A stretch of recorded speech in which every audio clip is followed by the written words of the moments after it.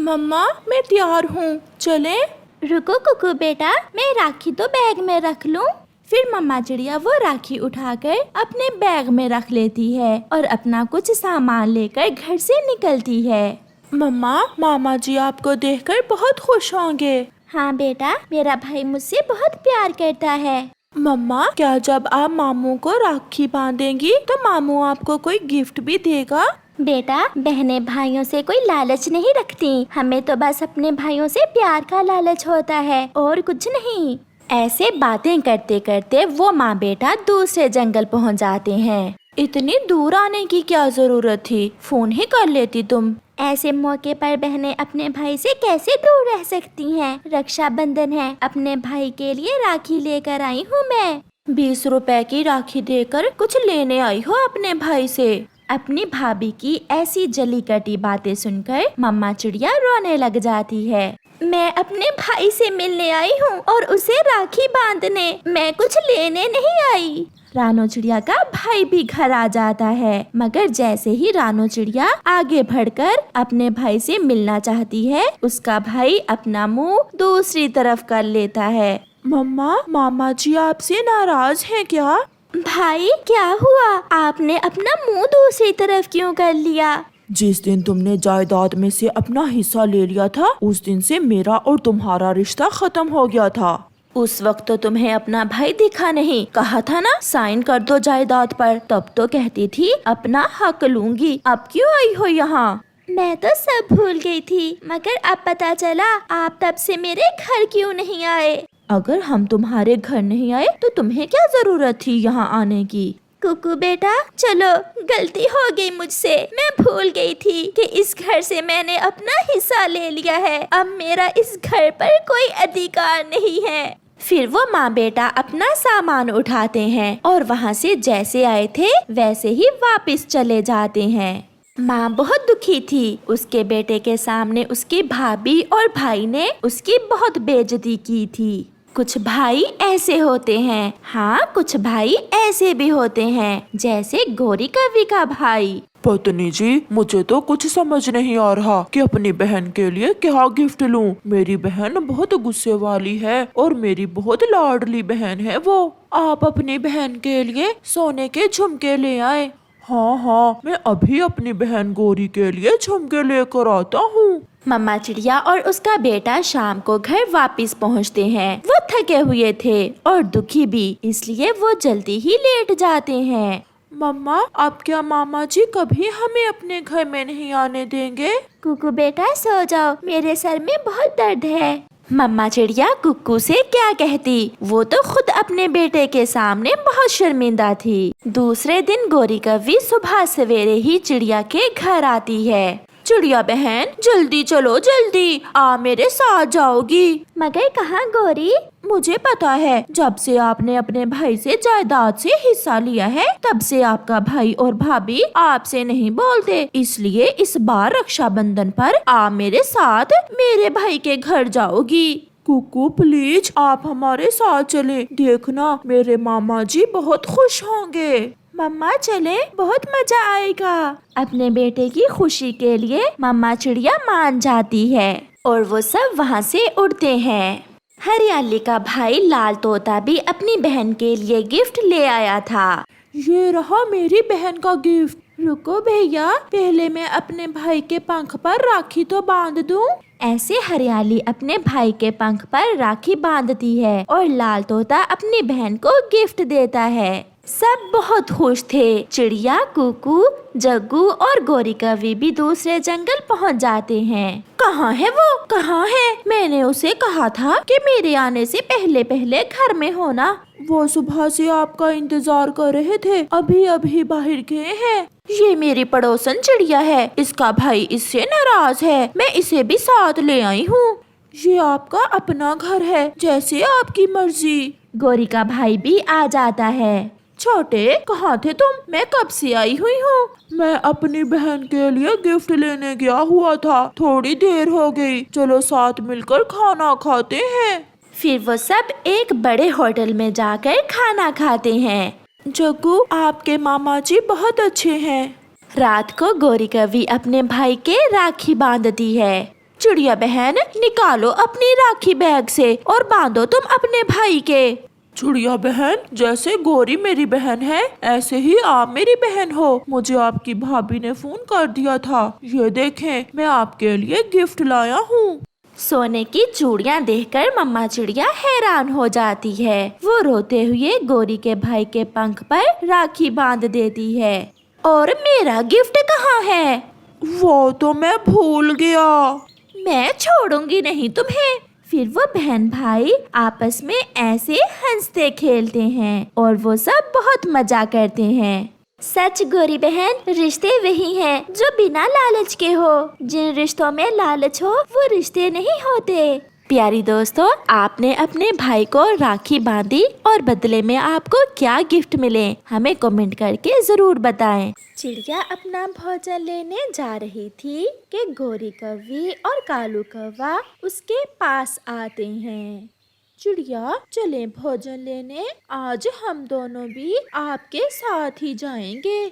मगर तुम बुरे और दुष्ट कौवों के साथ मैं कभी भोजन लेने नहीं जाऊंगी। तुम बहुत बुरे हो। पिछली बार भी तुम दोनों ने मेरा भोजन छीन लिया था।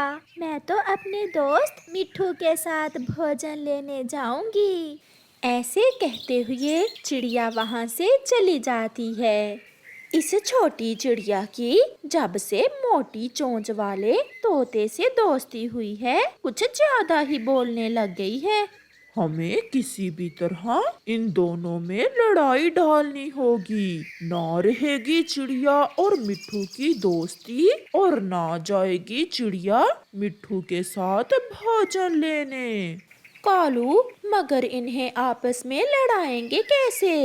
ये तुम मुझ पर छोड़ दो, चलो मेरे साथ।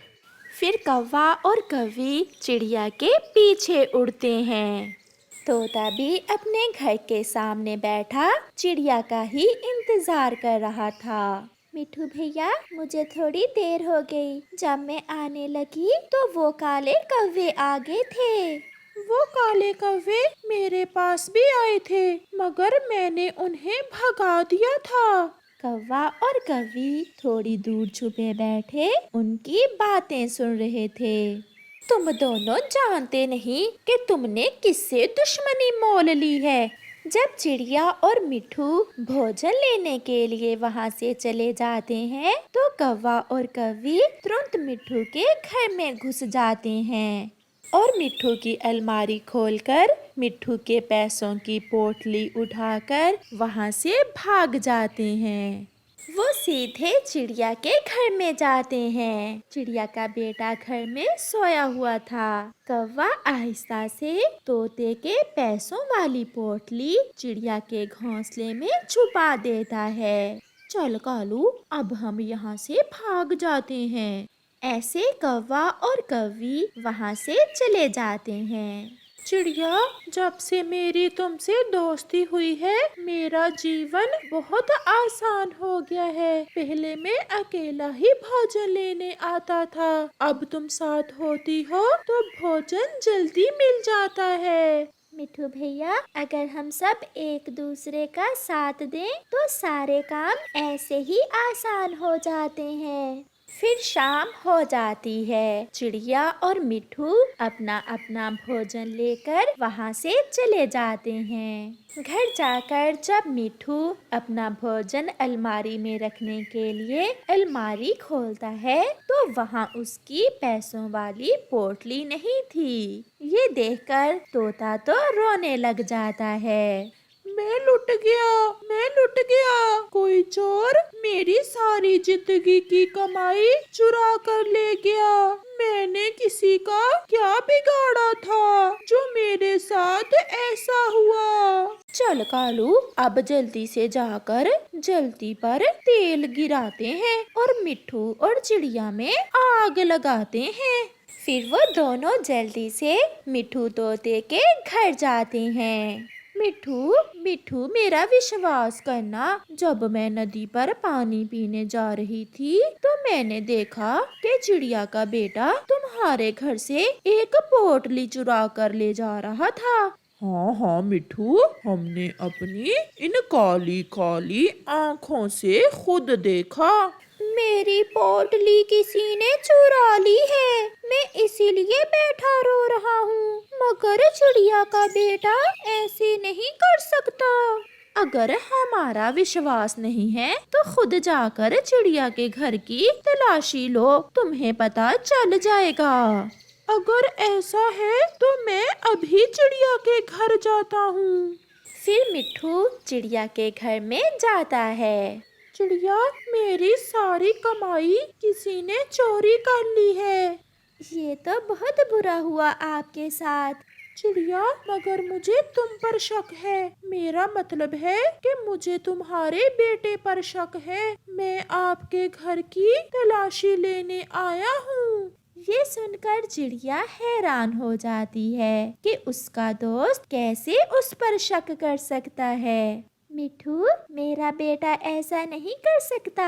मेरे बेटे ने कभी चोरी नहीं की। मम्मा, मिठू अंकल झूठ बोल रहे हैं। मैं तो आज घर से बाहर ही नहीं गया। अगर आप चोर नहीं हो तो मुझे तलाशी लेने से क्यों रोक रहे हो? मिठू भैया, मुझे अफसोस है कि मैंने आपसे दोस्ती की। आप मुझ पर ऐसा शक भी कर सकते हो, ये तो मैंने कभी सोचा भी ना था। फिर मिठू तोता चिड़िया के घोंसले की तलाशी लेता है और उसे अपनी पैसों वाली पोटली चिड़िया के घोंसले के नीचे से मिल जाती है। मिल गए, मेरे पैसे मिल गए। चिड़िया, तुम शक्ल से तो ऐसी नहीं लगती। क्या तुमने मुझसे दोस्ती किसी लालच में की थी? चिड़िया क्या बोलती, वो तो खुद हैरान थी कि ये पोटली उसके घर में कैसे आई। बोलो बोलो, अब बात करो। मुझसे दोस्ती करके गलती तुमने नहीं की, बल्कि मैंने तुमसे दोस्ती करके गलती की थी। ऐसे मिट्ठू गुस्से में अपनी पोटली लेकर वहाँ से चला जाता है।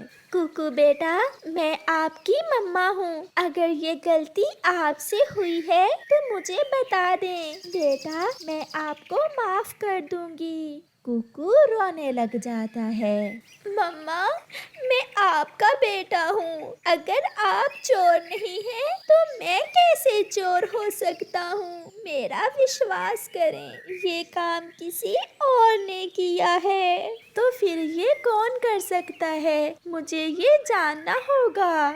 फिर दूसरे दिन चिड़िया अपने बरसों पुराने दोस्त काले नाग के पास जाती है और उसे जाकर सारी बात बताती है। मिट्ठू ने मुझे चोर समझा।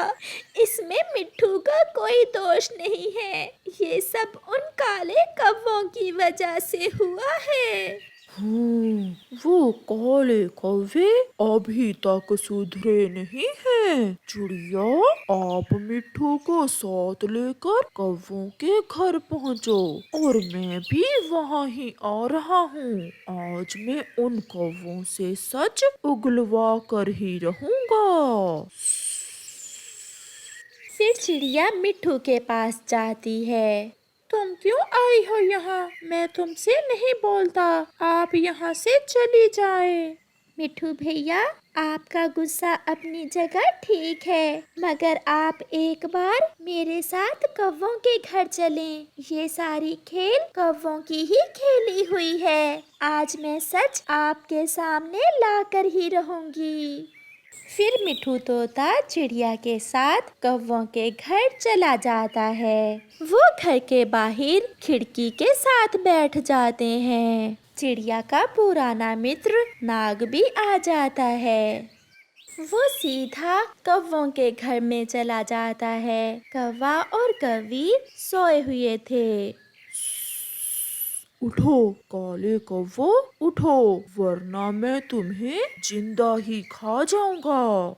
नाग की खौफनाक आवाज सुनकर कालू और गोरी जाग जाते हैं। नाग जी, आप? और यहाँ तो कोई अंडा नहीं है आपके पीने के लिए।